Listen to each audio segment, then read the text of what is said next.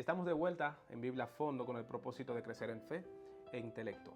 Quiero comentarte que en el tema de la plantación de iglesia, normalmente las personas que tienen la autoridad para dar el permiso para la plantación de una iglesia, interrumpo este video solamente para recordarte dos cosas. Primero, sigue la cuenta porque me gustaría verte crecer en fe e intelecto. Y además, también quisiera yo que tú participes en el concurso que vamos a tener, que es solamente para quienes siguen la cuenta y comentan los videos. Así que sigue la cuenta. Siempre tienen cuidado con el tipo de personas que permiten que siembre una iglesia. Y yo a veces me preguntaba qué tan relevante es eso, por qué eran tan meticulosos. Y estudiando esta lección pude ver lo importante que es que quien planta una iglesia debe tener cualidades muy positivas, cualidades morales, cualidades espirituales que sean muy adaptables a lo que la Biblia presenta en todo su contenido. Es lo que vamos a presentar hoy. Si te gustaría quedarte, entonces vamos a hacer lo siguiente, vamos a orar, vamos a estudiar la palabra de Dios y vamos a aplicar el contenido a nuestras vidas. Padre, muchas gracias por tus bendiciones. Permite que esta lección nos sirva de fundamento para que nuestra fe pueda continuar avanzando y que nosotros como líderes en la congregación tengamos mucho cuidado con nuestra conducta. Oramos en el nombre de Jesús. Amén. La lección que estamos estudiando es titulada Un sacrificio vivo, y eso nos trae a la mente los sacrificios del Antiguo Testamento.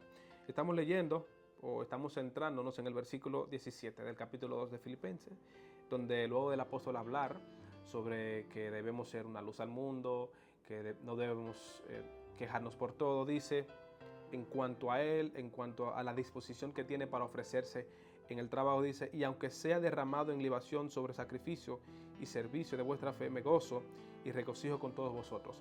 Lo primero que debemos considerar es que la intención de nuestro estudio de hoy es dejar claro el nivel de compromiso, el nivel de sacrificio que hacían los filipenses y de quién habían heredado esas cualidades. Entonces el apóstol en este versículo hace la mención de la palabra libación.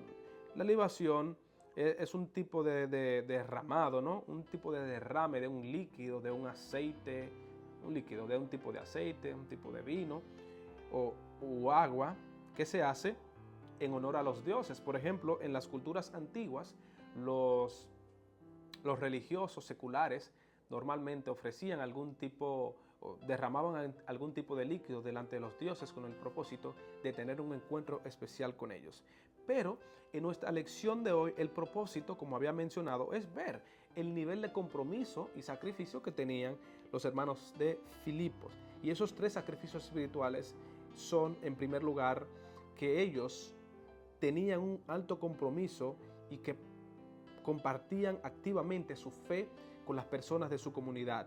Ellos iban de casa en casa. De alguna manera trataban de intervenir en la vida de las personas en su cotidianidad para compartir el evangelio.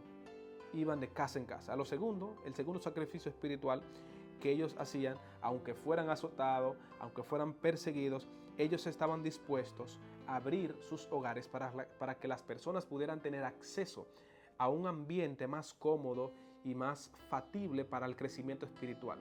Lo que significa eso es que ellos estaban dispuestos a desprenderse. Y la idea del desprendimiento la encontramos en casi todo el libro de Hechos. Y el tercer y último sacrificio espiritual que ellos hacían tenía que ver con el estudio de la Santa Palabra de Dios. Estas personas eran muy idénticas a los bereanos, que los bereanos cuando recibieron la información bíblica, cuando el apóstol Pablo les compartió el contenido bíblico, no lo recibieron por fe, aunque sí tenían fe. Y es muy bueno que nosotros pensemos de manera centrada en esto. La palabra sobre la cual ellos iban a fundamentar su fe, no la recibieron por fe, pero sí recibieron la palabra para estudiar, para fundamentar su fe. ¿Qué significa eso? Lo que yo pueda hacer sin necesidad de utilizar la fe, debo hacerlo.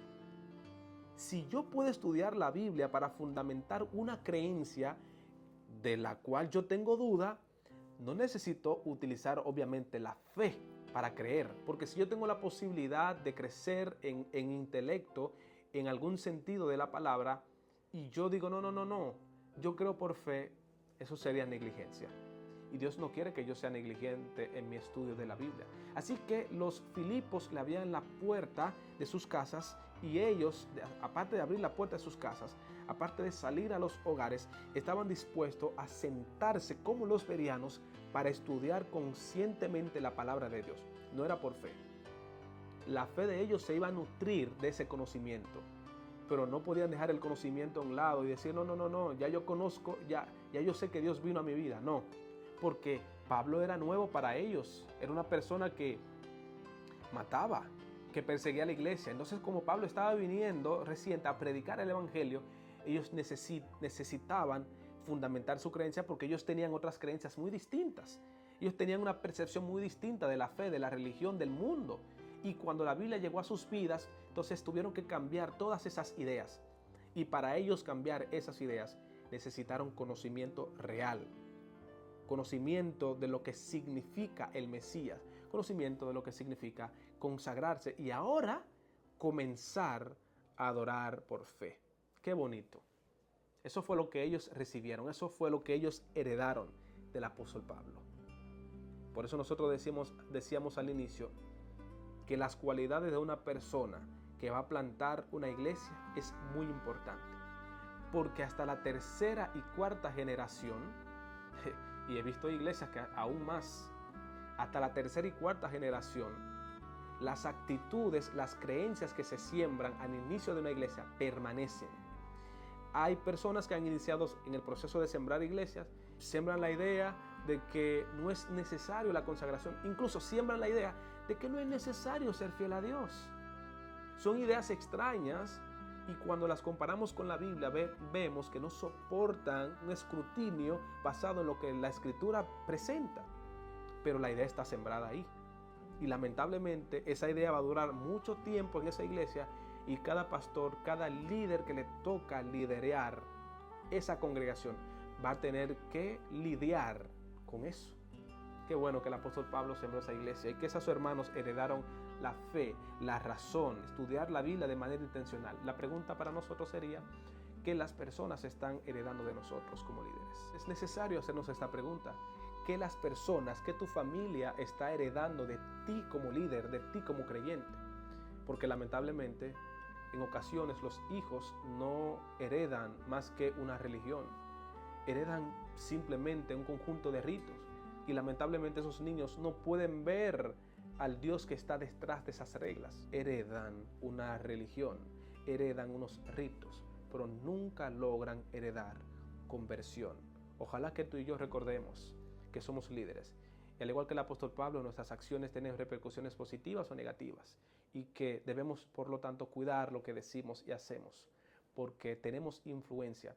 Y toda la influencia que Dios nos ha otorgado es para que sea utilizada de manera positiva. También quería recordarte que si quieres felicitar a alguien, solamente escribe el nombre de la persona y su fecha de cumpleaños y entonces estaremos nosotros al final de cada video felicitando a tu persona favorita. Que Dios te bendiga y recuerda que puedes seguir esta cuenta porque aquí intentamos crecer en fe e intelecto. Vamos a orar. Padre, muchas gracias porque nos has puesto una influencia que debemos cuidar. Y como líderes debemos bendecir nuestra comunidad con nuestras acciones y con nuestras palabras. Gracias. Oramos en el nombre de Jesús. Amén.